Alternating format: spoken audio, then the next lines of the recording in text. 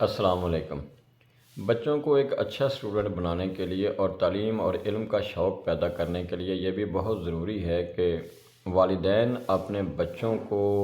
بہت جلد ہی یہ بات ذہن نشین کروا دیں کہ کن کاموں کے لیے پڑھائی کو قربان کیا جا سکتا ہے اور کن مصروفیات کو پڑھائی کے لیے قربان کیا جا سکتا ہے۔ دو باتیں، اور یہ بحیثیت والدین آپ کی ذمہ داری بھی ہے اور آپ کی دانائی اور سمجھداری کا ایک امتحان اور ثبوت بھی ہے کہ آپ بچوں کو ان دونوں چیزوں کی اچھی طرح سے سمجھ بوجھ آپ ان کو دے دیں۔ دیکھیے، آج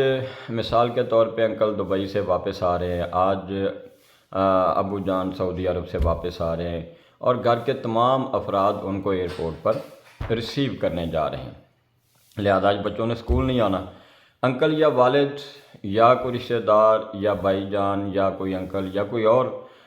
فیملی ممبر جو ہیں وہ سعودی عرب سے یا دبئی سے یا یورپ سے یا کسی اور ملک سے پاکستان تک کا جو سفر ہے وہ تو اکیلے کریں گے، لیکن ایئرپورٹ سے ان کو لینے جانے کے لیے گھر کے تمام افراد کا جانا بہت ضروری ہے۔ تمام افراد کا اپنے کاروبار چھوڑ کر ان کو لینے کے لیے جانا بہت ضروری ہے، اور اسی طرح سے اسٹوڈنٹس کا اپنے اسکول سے چھٹی کرنا بہت ضروری ہے۔ اسی طرح سے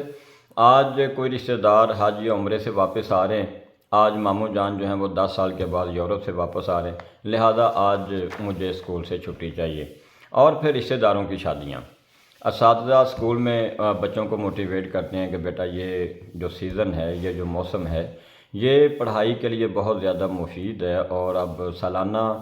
جو امتحانات ہیں، جو فائنل ٹرم ایگزامز ہیں، وہ بالکل قریب ہیں اور ان کی تیاری چل رہی ہے، تو اب آپ کو تمام مصروفیات ترک کر کے آپ کو پڑھائی کو زیادہ سے زیادہ وقت دینا چاہیے۔ لیکن بچے یہ بات نوٹ کر رہے ہیں کہ فیملی کے تمام فنکشنز،